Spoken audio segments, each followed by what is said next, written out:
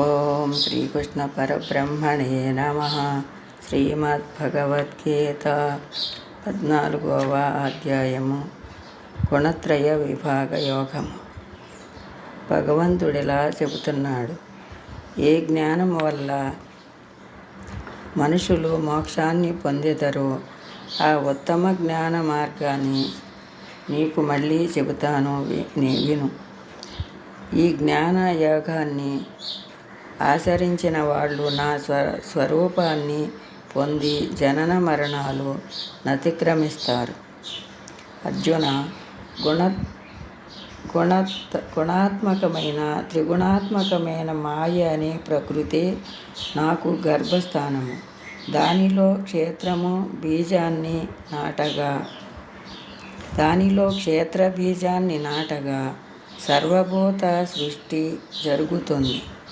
అనేక గర్భాల నుండి పుట్టిన శరీరాలన్నిటికీ ప్రకృతే తల్లి. బీజాన్ని నాటే నేనే తండ్రిని. భౌతిక ప్రకృతి సత్వరజస్తమములనే 3 గుణాలతో కూడి ఉంటుంది. నిర్వికారుడైన జీవికి ప్రకృతితో సంపర్కము కలిగినప్పుడు ఆ త్రిగుణాల చేత బద్ధుడవటం జరుగుతుంది. ఆ గుణాలలో సత్వగుణం పరిశుద్ధమైంది. అది ప్రకాశాన్ని కలిగించి పాపాల నుండి దూరం చేస్తుంది. ఈ గుణోద్భాసితులు సౌఖ్యము, జ్ఞానము అనే వాటితో బద్ధులవుతారు. అర్జున, రాగమయమైన రజోగుణం కామ మోహ కాంక్షాదుల సంపర్కం వల్ల ఆవిర్భవిస్తుంది.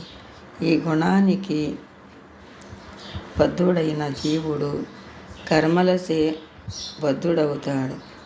అజ్ఞానం నుంచి జన్మించే తమోగుణం జీవులను భ్రాంతితో ముంచివేస్తుంది. సోమరితనము, నిద్ర, పొరపాటు అనే వాటితో బద్ధులను చేస్తుంది.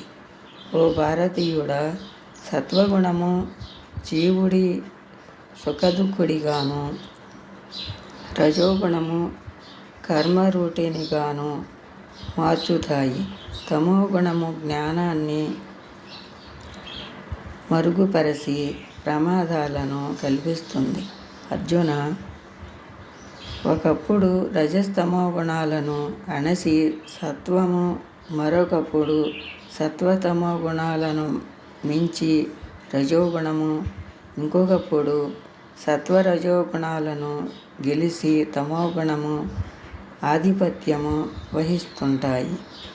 ఎప్పుడైతే సర్వేంద్రియ ద్వారాలు కూడా జ్ఞానరూపమైన కాంతిసే ప్రకాశిస్తుంటాయో అప్పుడు సత్వగుణం వృద్ధి అందున్నట్లుగా గ్రహించు. రజోగుణ వృద్ధిలో లోపం, ప్రవృత్తి, కార్యాచరణ పట్ల ఆసక్తి, అశాంతి, ఆశలు కలుగుతాయి. తమోగుణ వృద్ధిలో ప్రకాశము, ప్రవృత్తి రాహిత్యము, సోమరితనము, ప్రమాదము, మూర్ఖత్వము కలుగుతాయి. సత్వగుణము వృద్ధిలో మరణించిన వాడు బ్రహ్మజ్ఞానులు పొందే ఉత్తమ లోకాలను పొందుతారు. రజోగుణ వృద్ధిలో మరణించిన వాడు కర్మసక్తమైన మానవ జన్మను, తమోగుణ వృద్ధిలో చనిపోయిన వాడు పశుపక్షాది జన్మలను పొందుతారు. సత్వగుణాసింతమైన కర్మ వల్ల అమలిన సౌఖ్యము, రాజస కర్మల వల్ల దుఃఖము, తామస కర్మల వల్ల అవివేకము కలుగుతాయి. సత్వగుణం వల్ల జ్ఞానం, రజోగుణం వల్ల లోపం కలుగుతాయి. తమోగుణం వల్ల జ్ఞానం, భ్రాంతి, ప్రమాదాలు ఏర్పడతాయి. సాత్వికులకు ఉత్తమములైన ఊర్ధ్వలోకాలు, రాజసులకు మానవలోకం, తామసులకు నీచమైన అధోగతులు కలుగుతాయి.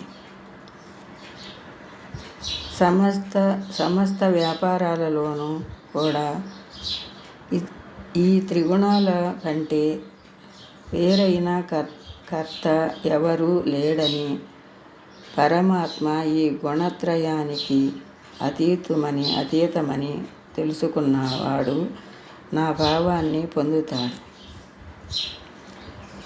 దేహి ఈ త్రిగుణాలను అతిక్రమించగలిగినప్పుడే జన్మ, మృత్యు, జరా, వ్యాధి, దుఃఖాల నుంచి తరించి బ్రహ్మానందాన్ని పొందగలుగుతాడు. అర్జునుడు అడుగుతున్నాడు, కృష్ణ, సత్వరజస్తమో గుణాల నతిక్రమించిన వాడి లక్షణాలు ఏమిటి? వాడి ఆచరణ ఎలాంటిది? అసలు ఈ 3 గుణాలను దాటే విధానమేమిటి? కృష్ణుడు చెబుతున్నాడు, అర్జున, ఎవడైతే ఈ గుణాల యొక్క వ్యక్తరూపాలైన ప్రకాశ ప్రవృత్తి మోహాలు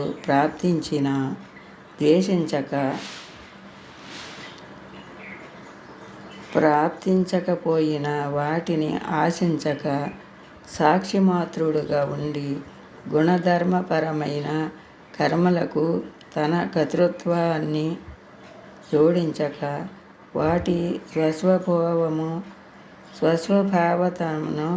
స్వస్వభావతను గ్రహించి సుఖదుఖాలను రెండిటిని సమభావంతో చూస్తూ తన యందే సుప్రతిష్ఠితుడై మట్టి, రాయి, బంగారాలపై సమభావంతో ఉండి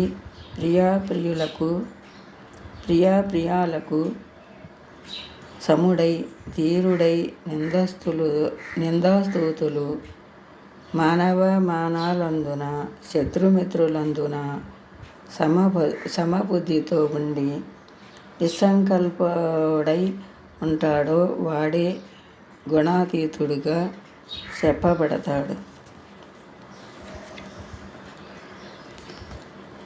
నిత్యము నన్నే నిశ్చల భక్తితో సేవించేవాడు త్రిగుణాలను అతిక్రమించి బ్రహ్మత్వాన్ని అర్హుడవుతాడు.